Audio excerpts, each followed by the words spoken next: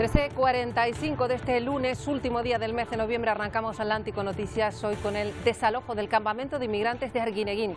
Han sido 3 meses y 9 días, ya ha quedado vacío.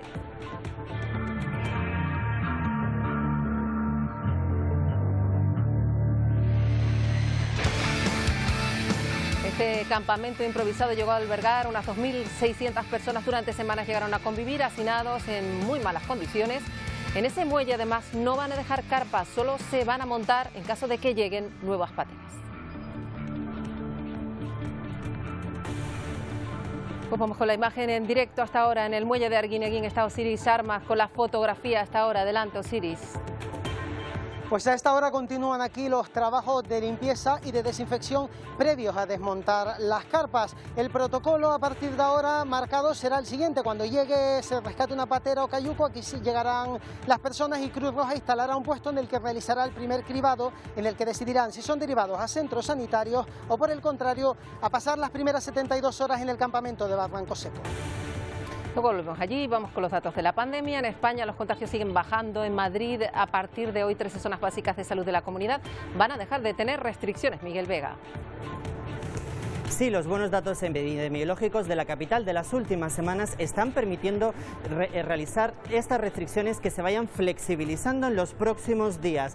Y es que Madrid también mantendrá un cierre perimetral del 4 al 14 de diciembre. Otras comunidades autónomas como Andalucía, Aragón y Cataluña también han comenzado a flexibilizar sus medidas después de registrar varios días con contagios en descendente. Precisamente la Generalitat acaba de anunciar hace tan solo unas horas que va a solicitar que las reuniones en Navidad sean de un máximo de 10 personas, mientras la incidencia en nuestro país sigue cayendo y se sitúa en 307 casos por cada 100.000 habitantes. Canarias sigue siendo la región con menos casos, con 76 casos por cada 100.000 habitantes. Luego vamos con los datos y en Francia, fíjense lo que ha ocurrido, más de 100.000 personas han salido a la calle para protestar contra la brutalidad policial. Son manifestaciones por el malestar social que además se vive en el país. Isier, ¿qué ha pasado? Así es, Marta, y un malestar además agraviado por la difusión de unas imágenes donde 3 policías agreden a un productor musical negro, precisamente a Michael Settler. Los propios policías han reconocido que su actuación fue desproporcionada y, de considerarse culpables, podrían enfrentarse a un total de 6 delitos. Y más cuestiones que les contamos en Atlántico Noticias. La tensión que continúa en Guatemala. Miles de personas volvieron a salir a las calles en protesta contra la corrupción. Exigen, de hecho, la renuncia del presidente Alejandro Giammattei. Sin embargo, las concentraciones se llegaron a volver violentas en algunos puntos de la capital. Y además en Argentina, lo veremos, un juez ha ordenado el registro de la casa de este hombre. Es el médico personal de Maradona. La familia del futbolista lo acusa de su muerte de alguna manera por no haberlo atendido, dicen, adecuadamente. El médico se defiende en una rueda de prensa. Luego lo escuchamos. Y también les vamos a contar la historia de esta mujer. Su actividad desafía las normas en su país. Es tatuadora, algo que en Afganistán le vale amenazas de muerte. Y en Colombia se forma la primera orquesta filarmónica indígena del país, con niños, con jóvenes de la comunidad de Emberá, Chamí, que participan en este proyecto de músicos para el futuro.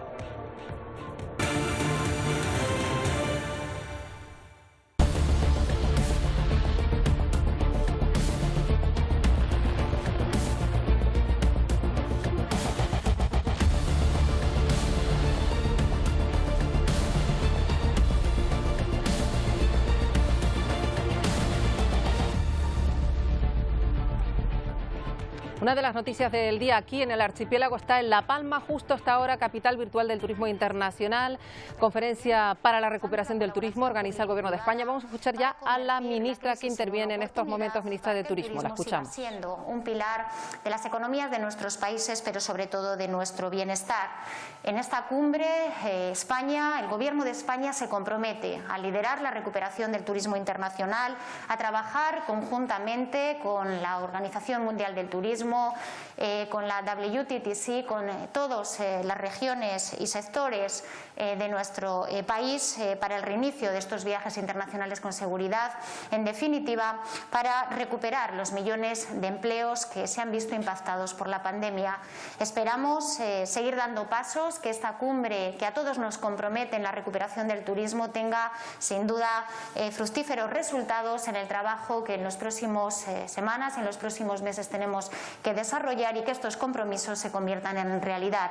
Eso sin duda será bueno para Canarias, será bueno para España y será bueno para el mundo, porque recuperaremos un sector que es clave para nuestro bienestar. Muchísimas gracias. Bueno, pues es lo que está ocurriendo en este momento en La Palma. Luego regresamos a ese punto que es hoy noticia también en Canarias, noticia en el mar, en Garachico, en Tenerife. Hoy se esperan olas que pueden llegar a superar los 5 metros de altura. Lidia Rodríguez se encuentra allí. Adelante, Lidia. Pues sí, aquí mucha atención en Garachico porque precisamente entre la 1 y la 1:20 de la tarde se esperaba la pleamar, muy pendientes de esas olas que podrían inundar la carretera. De momento hay que decir que no lo han hecho, pero sí es verdad que el mar bate con mucha fuerza, lo vamos a ver prácticamente aquí en directo y tenemos que decirle además que se han tomado las precauciones de cortar la carretera, lo hicieron desde anoche y también se ha tapiado la entrada a los edificios que están en primera línea de esa avenida para evitar que si el mar sube llegue a inundar esos edificios. Hay que decir que durante toda la noche efectivos de Protección Civil y también del Grupo de Emergencias y Rescate han vigilado para que todo transcurra con cierta normalidad. Esta es la situación aquí en Garachico, ya ven, oleaje intenso a la espera de ver qué es lo que pasa en las próximas horas. Se podrían alcanzar, como bien decías, olas de hasta 5 metros de altura. Bueno, luego regresaremos en el Telenoticias 1 hasta ese punto, donde hoy pues manda la actualidad en el mar. Y vamos a regresar, si les parece, a la isla de La Palma para escuchar ya al presidente de Canarias, Ángel Víctor Torres, que también interviene en ese Congreso de Turismo. Integrados en el mes de diciembre casi, acabando el año, frente a las temperaturas que se tienen en el centro de Europa. Y por tanto, somos un destino atractivo, tenemos unas infraestructuras hoteleras de primer nivel mundial y no tenemos una crisis de destino. Tenemos una crisis producida por la pandemia y que afecta lógicamente a las regiones que tienen mayor dependencia de este sector económico. Por tanto, todos los esfuerzos que vengan serán bienvenidos y serán necesarios. Ese plan de resiliencia que tiene un especial énfasis en las regiones ultraperiféricas que dependemos del turismo es clave. Las aportaciones que se realizan por parte del Gobierno de España igual, el esfuerzo que hace también el resto de las Administraciones canarias, el Gobierno de Canarias, todo eso sumará para poder responder desde lo público a la ausencia que tenemos en estos momentos de turismo. Indudablemente, siempre que encendemos la televisión y vemos los datos en el mundo, nos preocupa, primero por la salud, que es hoy lo que es prioritario, responder de la mejor manera posible a que tengamos el menor número de contagios y a partir de ahí ir hacia una normalidad que nos está costando conseguir. Estamos en una segunda oleada con el temor a una tercera y de manera clara el turismo no se va a poder recuperar si no llega a una cierta normalidad. La vacuna es lógicamente aquello. Bueno, son las palabras del presidente de Canarias, Ángel Víctor Torres. En el Telenoticias Primera Edición les contaremos todo lo que ocurre en la isla de La Palma, que hoy es cumbre, pues se celebra hoy una cumbre mundial de turismo ahí en esa isla. Vamos a Gran Canaria, al muelle de Arguineguín. Ha albergado durante más de 3 meses a esas personas que han ido llegando en embarcaciones. Osiris Armas, de momento, cuéntanos cómo queda el muelle. Pues a esta hora nuevos operarios se preparan con los EPIs para continuar con los trabajos de limpieza y de desinfección de esta zona, unos trabajos que han comenzado hoy a primera hora y que nos confirman desde Cruz Roja esperan que puedan culminarse durante el día de hoy. De momento se está procediendo a desinfectar las carpas, que es el paso previo a poder comenzar a desmontarlas. Finalmente se ha decidido que aquí no quede ningún tipo de instalación, una decisión que se toma en contra del criterio de Cruz Roja, que prefería que se mantuvieran 1 o 2 carpas para esas primeras intervenciones. El protocolo a partir de ahora marca que cuando se produzca un rescate, las personas rescatadas de las pateras o cayucos vendrán hasta este muelle de Arguineguín. Aquí se realizará el primer cribado y se decidirá si deben ser derivadas a centros sanitarios o si por el contrario van al campamento de Barranco Seco para pasar allí las primeras 72 horas. Gracias a Osiris Armas. Vamos ya con los datos de la pandemia. Arrancando semana, Miguel Vega, cuéntanos qué datos tenemos. La tendencia de nuestro país sigue siendo positiva y descendente. En Canarias hemos registrado 150 casos en las últimas 24 horas y un fallecido. La incidencia acumulada en las islas se sitúa en 76 casos por cada 100.000 habitantes. Si nos fijamos a nivel nacional, la incidencia acumulada es de 307 casos por cada 100.000 habitantes y en los últimos 14 días han caído los contagios cerca de un 42%, pero también buenas noticias en las unidades de cuidados intensivos. Sigue bajando la presión hospitalaria y sobre todo en las unidades de cuidados intensivos se mantiene un 28% de pacientes COVID. Esto en España, pero en China, que fue el lugar origen de la pandemia, Japón, Miguel, ya se está hablando de una tercera ola. Sí, muy pendientes de todo lo que sucede en el continente asiático. China, por ejemplo, reporta 18 nuevos positivos en las últimas 24 horas, 3 de ellos de transmisión local. Pero preocupa y mucho para las autoridades lo que ocurre en Hong Kong. Reporta 150 casos en las últimas 24 horas y preocupa mucho el descontrol de las últimas horas. Por eso han cerrado bares y escuelas. También Japón, muy pendientes de lo que sucede en ese país nipón que registra 4 días consecutivos más de 2.000 casos en las últimas 24 horas. Pero mientras Asia sigue luchando contra lo que ellos llaman ya esta tercera ola de contagios, en Europa parece que comenzamos a controlar la curva de expansión. Tan solo Italia y Rusia mantienen contagios diarios de más de 20.000 habitantes, mientras Alemania, Francia, Reino Unido e incluso España han conseguido bajar el número de contagios a los 10.000 diarios. Por eso preocupa y mucho que no se dispare la curva de expansión con las Navidades y se vuelva a producir una ola en enero. Existe el riesgo de una tercera ola si no logramos el equilibrio correcto, pero hasta el momento el nivel de reproducción está bajando. Esto es realmente importante. Vamos conociendo los datos y también la intención de, por ejemplo, la compañía farmacéutica Moderna, que acaba de anunciar que su vacuna, que tiene una eficacia del 94,1%, y que de esta forma va a solicitar ya la autorización que le permita distribuir a partir de del 21 de diciembre unas 20 millones de dosis para lo que queda de año, van a verlo, y hasta 1.000 millones para 2021. Así lo ha solicitado la Unión Europea y a Estados Unidos, donde los órganos reguladores decidirán si es recomendable implementarla o no.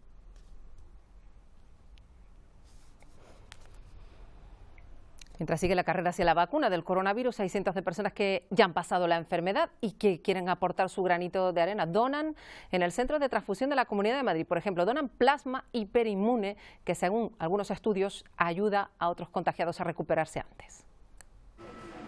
Podría ser una donación más de sangre, pero estos voluntarios son muy especiales. Han pasado la COVID y su plasma es hiperinmune, lo que, según algunos estudios, ayuda a otros contagiados a recuperarse. Los candidatos a donantes han de tener entre 18 y 65 años, pesar más de 50 kilos y estar en buen estado de salud, pero además no haber recibido nunca una transfusión sanguínea y, en el caso de las mujeres, no haber estado embarazadas. Los que tienen una cantidad que es suficiente para ser donantes son ya citados para que hagan el proceso de la donación. Este plasma parece especialmente efectivo en los pacientes que están en fases precoces del coronavirus, especialmente entre quienes no tienen capacidad de una respuesta inmune, como los enfermos oncológicos o que hayan recibido quimioterapia. En el artículo este que leí recuerdo que decía que por cada persona que dona plasma hay 2 personas que no entran a la UCI, ¿no? O 2 personas que se salvan al final. Donar un poquito de plasma y ya está. Si con eso puedes ayudar a gente a que supere esta enfermedad, pues bienvenido sea. En el centro de transfusión reciben a unos 10 donantes al día, tienen unas 300 bolsas acumuladas y muchos voluntarios por recibir, pero no quieren bajar la guardia. Aumentan las donaciones, pero también la demanda de este plasma que puede salvar vidas. La pandemia afecta también a los movimientos migratorios. De momento, la frontera de Venezuela con el norte de Santander, esto es Colombia, va a seguir cerrada debido a un repunte de la pandemia en Cúcuta. El protector del Estado Táchira, Freddy Bernal, señaló que es imposible abrir la frontera luego del decreto de alerta roja en norte de Santander, Colombia, ante el rebrote de COVID-19. Cubriendo los controles epidemiológicos, le pudiéramos decir al presidente de la República, dar ahora de abrir la frontera, pero en estas circunstancias es imposible, es sencillamente imposible, y yo le pido al pueblo del Táchira y a todos los que estamos trabajando en esto, que me entiendan, y entiendan al gobierno porque es para la protección. La posibilidad de reabrir la frontera es cada vez más lejana. Bernal señaló que es momento de no abandonar las medidas de prevención, al tiempo que criticó las políticas de Colombia frente a la pandemia. Ahí ven que las cifras aumentan en Latinoamérica y en España, a pesar de que los datos están dando una pequeña tregua.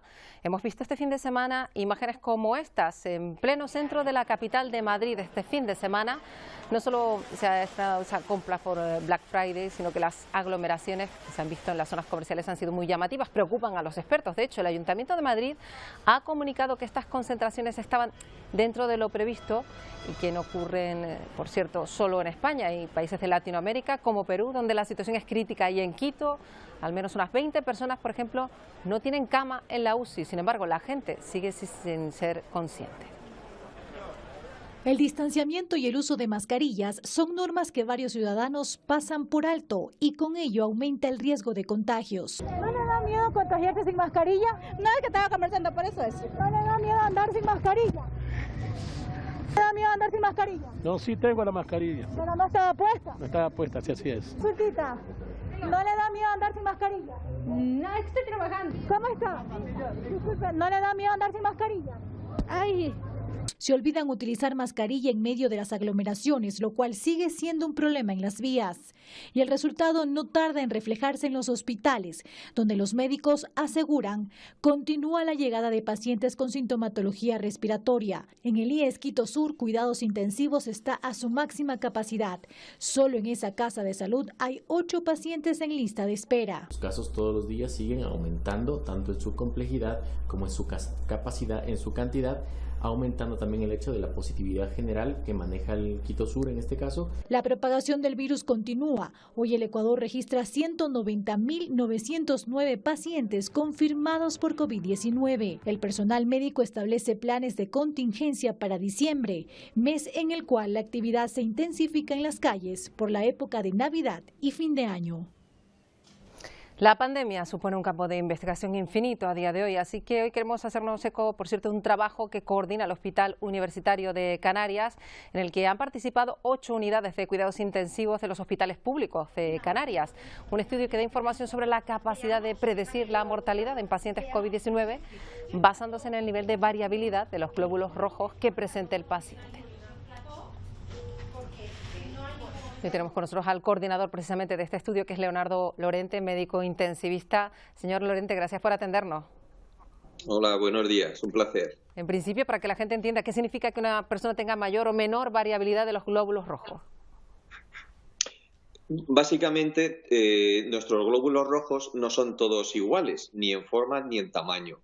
Pero se acepta que es normal hasta que un 10% de nuestros hematíes, de los glóbulos rojos, puedan ser diferentes en forma o en tamaño. El problema es que cuando tenemos un estado inflamatorio o oxidativo importante, entonces esta variabilidad es mayor. En vez de ser de un 7 o un 8%, puede ser mayor. Un 14, un 15% de nuestros hematíes son diferentes. Y hemos visto que en los pacientes que ingresan en la unidad de cuidados intensivos por el COVID, aquellos pacientes que tienen mayor variabilidad en la forma y el tamaño, entonces tienen un mayor riesgo de fallecer que aquellos cuyos glóbulos rojos son más uniformes en forma y en tamaño. Está claro que esta conclusión les lleva a optimizar recursos y también a saber cómo tratar al paciente, teniendo en cuenta estas conclusiones que además han hecho de forma conjunta en las UCIs de Canarias, ¿no? Sí, primero, por supuesto, agradecer a todos los equipos que han participado en este estudio. Han sido 8 unidades de cuidados intensivos de los 6 hospitales grandes canarios y gracias a eso hemos podido tener un tamaño muestral, un número suficiente de pacientes como para poder llegar a las conclusiones que hemos obtenido en el estudio, que aquellos pacientes que tienen mayor variabilidad de forma y tamaño de glóbulos rojos se asocian con la mortalidad. Esto puede tener a corto y a largo plazo sus implicaciones a nivel asistencial. A corto plazo proponemos que todos los pacientes que ingresen en el hospital o en las unidades de cuidados intensivos se les determine este parámetro en sangre para saber cuál es su riesgo de fallecer. Esto es otra herramienta más que nos ayudará a estimar su pronóstico. Y además esto es muy fácil porque todas las máquinas de los laboratorios que hay en los hospitales lo determinan de forma automática. Y a largo plazo esto podría conllevar el usar otras terapéuticas, otros fármacos que no usamos habitualmente, como son fármacos antioxidantes. Sabemos que los pacientes que tienen mayor riesgo de fallecer tienen mayor variabilidad en forma y tamaño de los glóbulos rojos, y sabemos que esta mayor variabilidad está también en relación con un mayor estado oxidativo. Claro. Por lo tanto, proponemos que se hagan estudios usando moléculas antioxidantes para ver si de esta forma disminuye el estado oxidativo de los pacientes y, por lo tanto, mejora su probabilidad de sobrevivir al COVID. Desde luego un estudio muy interesante, doctor, sobre todo realizado en el lugar que más preocupa a día de hoy, porque usted trabaja en esas unidades de cuidados intensivos que han estado pues los médicos que trabajan allí, todo el personal sanitario en primera línea de la pandemia. Estamos en esta segunda ola, se habla de la tercera. Yo no sé si tiene algún mensaje para la población en este momento en el que hay tantas reuniones, que estamos viendo demasiada gente junta. ¿Qué mensaje lanzan desde esas UCIs de Canarias? Bueno, se está trabajando bastante a nivel asistencial, tanto en hospitales como en atención primaria, para intentar gestionar todo este mayor volumen de pacientes que van a llegar tanto a los centros de salud como a hospitales. Y bueno, se está intentando en optimizar los recursos humanos y materiales para hacer frente pues a la segunda ola en la que ya estamos y posiblemente a la tercera que llegará. Pero están trabajando bien, doctor, en comparación a lo mejor con lo que está ocurriendo en puntos, por ejemplo, como Asturias, donde los médicos intensivistas están muy preocupados, o en otros puntos de España. Aquí en general, de momento la situación no es crítica, ¿no? Por suerte, de momento en Canarias, aunque estamos en una segunda ola, esta ola está siendo inferior a la que tuvimos en los meses de marzo y abril. De momento estamos en unas cifras que se pueden llevar bien.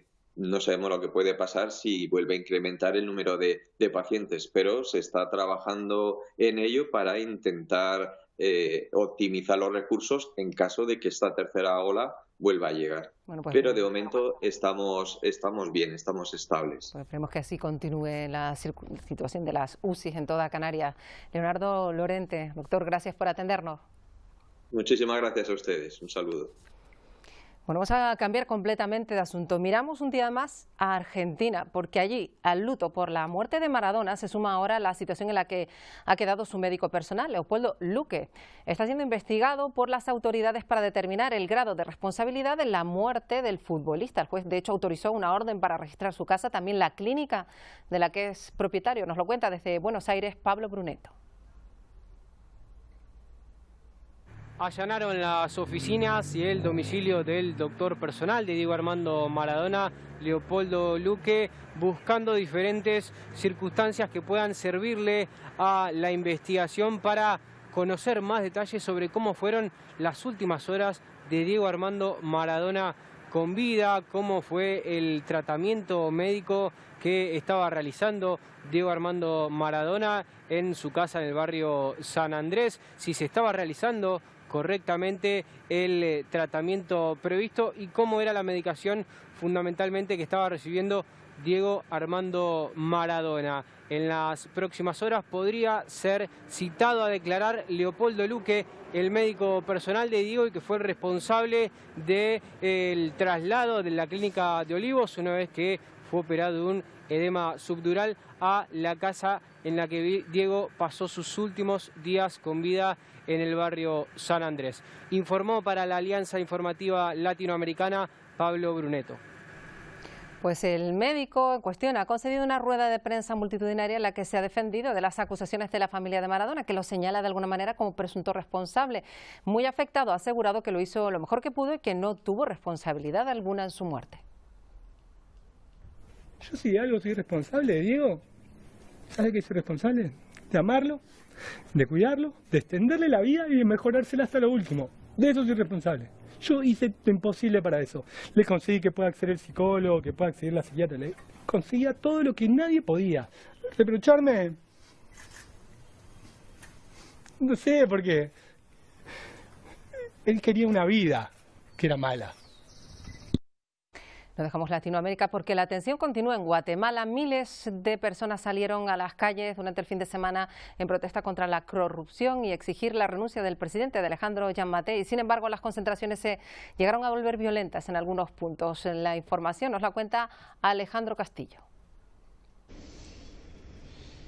¿Qué tal, compañeros? Muy buenos días, es un placer saludarlos. Información que se genera desde Guatemala, y es que por segundo sábado consecutivo se realizó una manifestación en la Plaza de la Constitución, donde miles de guatemaltecos se dieron cita para manifestar en contra de las autoridades gubernamentales y también de diputados del Congreso de la República. A diferencia del sábado 21 de noviembre, esta manifestación se registró sin incidentes en horas de la tarde. En horas de la noche, personas desconocidas incendiaron un autobús y lo intentaron volcar en varias ocasiones. La Policía Nacional Civil dispersó a estos inconformes y reportó la captura de 6 personas, quienes ya se encuentran en los juzgados respectivos para solventar su situación jurídica.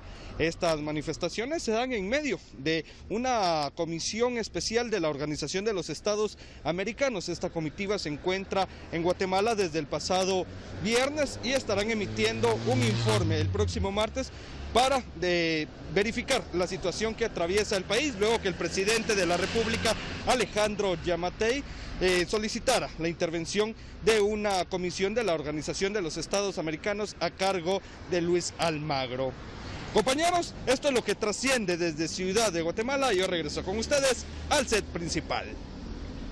Protestas también en Francia, después de que salieran a la luz unas imágenes de la policía golpeando a un productor musical. Todo ello en un ambiente de malestar social y que se vive en el país. Cuéntanos qué ha ocurrido. Así es, Marta, y un malestar agravado por esas imágenes difundidas donde se ven a 3 agentes policiales arrestando de forma violenta a un ciudadano francés. Esto es a un productor musical negro que se llamaba Michael Seckler. Este iba sin mascarilla por la entrada de su oficina cuando de repente empezó a correr porque vio a la patrulla de policía para evitar ser multado. Sin embargo, los 3 agentes se abalanzaron sobre él, le dieron varias patadas y golpes. Estos propios policías reconocen que la actuación fue desmedida, un poco desproporcionada, aunque también afirman y argumentan que lo hicieron por miedo. Más de 133.000 personas salen a las calles este fin de semana en Francia para protestar, no solo por la brutalidad policial, sino también por una ley de seguridad nacional que afirman invisibiliza estos abusos de poder por parte de las autoridades. Además, las cifras que dejan estas protestas, algo más de 90 detenidos y más de 23 policías heridos. Tendrá que ser rentable. La policía ya no es servicio público en absoluto. Es un servicio terriblemente peligroso. Hay agentes que pueden entrar con sus armas mientras van de civiles. Es el comienzo de una espiral absolutamente monstruosa. Y ahora vamos con una historia que nos llega desde Afganistán para hablar de una mujer que rompe estereotipos. Es tatuadora, se ha hecho muy famosa por su arte, recibe de hecho cientos de peticiones, pero también muchas amenazas de muerte por realizar esta práctica que no acepta el Islam. La tatuadora afgana Suraya Shahidi está acostumbrada a recibir cientos de peticiones de trabajo en las redes sociales y al mismo tiempo, en la conservadora sociedad de Afganistán, amenazas por una práctica que algunos consideran tabú en el Islam. Esta joven de 27 años es la primera mujer afgana en desafiar las convenciones y dedicarse de forma profesional al tatuaje. Los salones de tatuaje siguen limitados a unas pocas ciudades y todavía parece una práctica extraña e incluso prohibida para muchos, especialmente en las zonas rurales y más en el caso de las mujeres. Y a pesar de que casi el 40% de todos los estudiantes son mujeres, se sigue limitando su educación y otras libertades. ریسک بپذیرم این ریسک بکنم که مثلا خودم دختری باشم که بالاخره یک روز یک دختری خواسته افغانستان این کارو بکنه او دختر خودم باشم شاید مثلا من خیلی با مشکلایی روبرو شدم وقتی موتورسیکل سوار میشم یا تتو میزنم یا مثلا استایل متفاوت‌تر تا که مثلا بشینیم که یک دختر دیگه بیای شروع بکنه ولی خب شاید بقیه دخترها بترسن از ما. Y aunque reconoce que es objeto de frecuentes críticas y amenazas, ella se siente parte de ese cambio.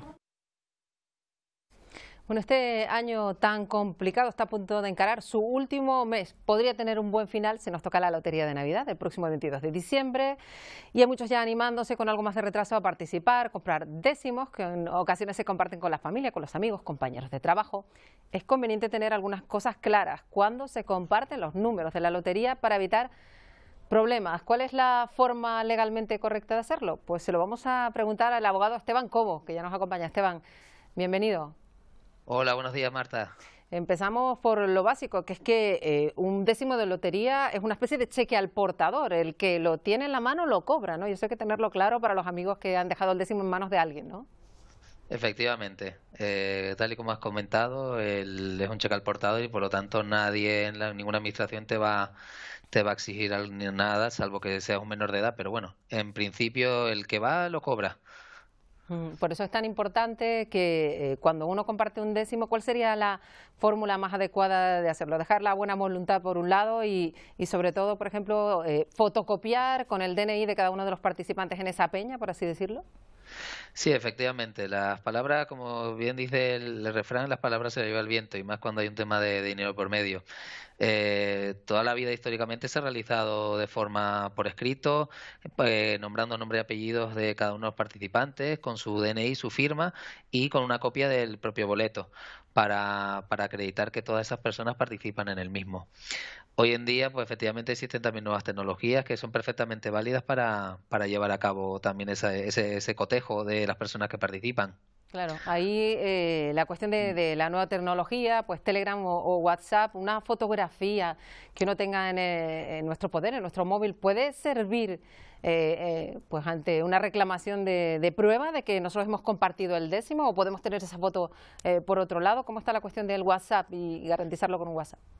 Sí, yo siempre he sido muy precavido con los clientes que me han consultado algún tipo de circunstancia relativa a este tema, pero sí, la jurisprudencia de este país y todos han admitido válidamente esos medios nuevos, tecnológicos, que nos permiten de una forma más sencilla poder acreditar a través de Telegram, lo que has comentado, a través de WhatsApp, la participación de cada una de las personas y sobre todo también su porcentaje de participación. Efectivamente también es válido. Es importante que se vea bien claro, imaginamos el número de serie, aunque sea en una fotografía, que se vea claramente de qué décimo estamos hablando, ¿no? Importante que se vea bien la fotografía, el décimo y las personas que lo integran, sí. Hay que evitar además que se interprete como una donación. Es verdad que si uno cobra, imaginemos un décimo premiado con el gordo y lo vamos a compartir, habría que ir todos a cobrar ese premio, porque si no luego uno haciendo esas transferencias podría quedar como una donación y tendría que pagar esta persona, ¿no? Pues exactamente, ahí ya tenemos un tema fiscal. Bien pueden ir todos o cada uno de los participantes, o lo que has comentado, una peña que son 100, 50, 60, 100 personas que participan de un mismo boleto. Lo ideal es llevar en un papel firmado o un papel todos esos integrantes, su porcentaje, y cuando vamos a cobrarlo, entregarlos en la propia administración, siempre que se trate lógicamente de premios de más de 2.500 euros, y así la propia administración ya le ha trasladado a la Hacienda a efectos de que imputen cada una de las personas que participan ese ingreso y lo que le corresponde a cada uno. Luego hay un caso que llamó la atención el año pasado, y era el hecho de que un menor de edad poseía un décimo del gordo. Y claro, ¿qué pasa con un menor de edad? Imaginemos que a alguien le regalan un décimo. ¿Puede un menor de edad cobrarlo? ¿De quién es ese dinero? No, por supuesto que no puede cobrarlo. Quien lo puede cobrar es sus padres o representante legal, nunca un menor de edad. De hecho, las administraciones tienen la obligación, la exigencia de, si ven un chico o una chica que pueda ser menor de edad, exigir el DNI para determinar la edad. No pueden cobrarlo, aparte están especialmente protegidos. Y luego está la pregunta de cada año cuando llega esto: ¿qué pasa si pierdo el décimo? ¿Qué pasa si nos lo roban? También, ¿qué hay que hacer inmediatamente? Bien, en estos casos lo primero es denunciarlo. Siempre la denuncia tiene que ser antes del sorteo, no a posteriori. En el caso de robo, denunciar el robo antes del sorteo, vuelvo a repetir, importante, no después. Y ya que sea la autoridad judicial la que tramite la posibilidad de retener o de bloquear el pago a esa persona que lo haya sustraído. En el caso porque se puede hacer, es de la autoridad judicial puede ordenar detener el pago, porque normalmente cuando siempre, es decir, aquí estamos hablando de premios de más de 2.500 euros, cuando se trata de menos de 2.500 euros que lo puedes cobrar en la misma administración, ahí va a ser bastante complicado pillar a ese ladrón. Cuando se trata de premios de superiores a esa cantidad, sí que la entidad bancaria te va a exigir una serie de datos, tu DNI, tu identificación, y ahí es donde entra esa denuncia y ese posible bloqueo para identificar a esa persona que no es el legítimo poseedor o propietario de ese décimo. En el caso de que se haya roto, de que tengamos un boleto por cualquier causa que no esté en perfectas condiciones, también la Lotería Nacional, en este caso los organismos encargados, tienen abierto un procedimiento para esos casos. Bueno, pues hay que tener en cuenta que se puede complicar la cosa y que hay que dejarlo todo bien firmado, como siempre. Esteban, como un placer que haya atendido Atlántico Noticias. Placer es mío, gracias. Bueno, en este punto vamos a la redacción con Isiar, que nos cuentan qué contenidos están trabajando ya para el Telenoticias Primera Edición, que arranca en nada. Isiar. Así es, en la primera edición del Telenoticias hablaremos de un seminario celebrado en Las Palmas de Gran Canaria con el nombre Emprender en tiempos de reto. Y es que la Confederación Canaria de Empresarios afirma que la cifra de empresarios aquí en las islas no ha variado desde marzo. Además, el Gobierno de Canarias en este sentido prevé sumar ayudas para ellos. También hablaremos de cómo el sector hídrico de la isla del Hierro goza de muy buena salud. Se veían con cierta preocupación algún problema de suministro debido a la escasez de lluvias y veremos por qué el agua caída estos días se ve con un tono más amable. Y también veremos las imágenes de un incendio en una churrería. Esto se producía en Teror, en Gran Canaria. Al parecer fue un fallo en la propia maquinaria de hacer churros lo que ocasionó las llamas. Lo veremos a partir de las 2:30 en la primera edición del Telenoticias. Pues en nada, arranca el Telenoticias 1. Hasta ese momento todavía tenemos tiempo de contarles una iniciativa que nos llega desde Colombia, una orquesta, la primera orquesta filarmónica indígena del país. Es un proyecto en el que se está formando a músicos para el futuro. El sonido de estos instrumentos filarmónicos llega hasta los niños y niñas del resguardo indígena Marcelino Tascón, en Valparaíso, Antioquia.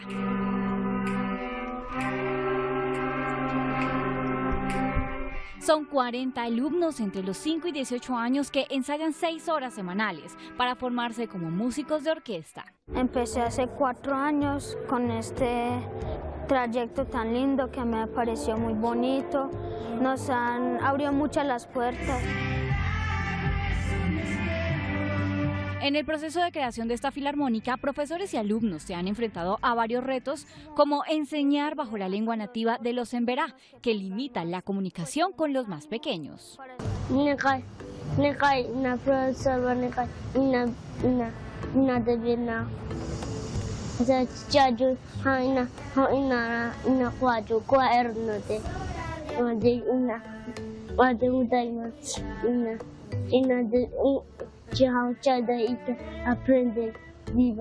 Un proyecto que busca crear música para la paz, que crece todos los días y que abre nuevos mundos para que estas niñas y niños sean los mejores artistas del futuro. Vamos con una imagen que nos llega desde la isla de Lembala, que está en Indonesia. Lewoto ha entrado en erupción el volcán por segunda vez en 3 días, expulsando cenizas que han alcanzado 4 kilómetros. De momento no ha habido fallecidos. La población no puede acceder a un radio inferior a los 2000 metros.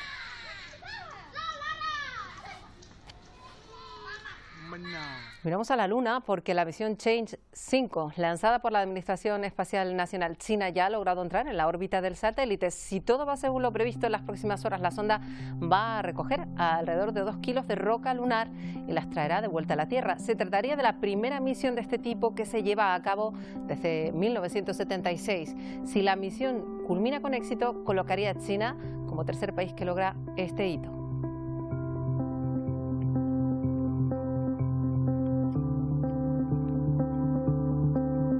El museo más dulce del mundo abre en Barcelona, abre por primera vez en España después del éxito que ha tenido con experiencias anteriores en Lisboa, Sao Paulo o Río de Janeiro. Primer museo itinerante que ofrece una experiencia totalmente inmersiva en el ámbito de la confitería de los dulces. Primera vez que abre por Navidad, su apertura se ha retrasado desde marzo por la pandemia, como todo.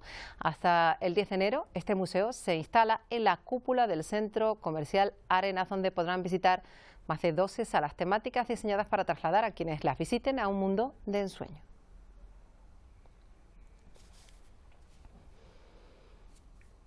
Y antes de irnos, paseamos por Nueva York. Ya es Navidad, la Gran Manzana se ha vestido con miles de luces y actividades navideñas. La pandemia que afecta de forma especial a Nueva York no apaga del todo la magia de esta ciudad. Esta es la imagen que nos llega desde Manhattan, imagen de ayer, adornos, luces navideñas, también en Brooklyn, donde cada Navidad muchísimas personas visitan este barrio para ver las decoraciones navideñas con luces de Navidad. Desde Nueva York, pese a todo, nos vamos, se quedan en nada con el Telenoticias Primera Edición.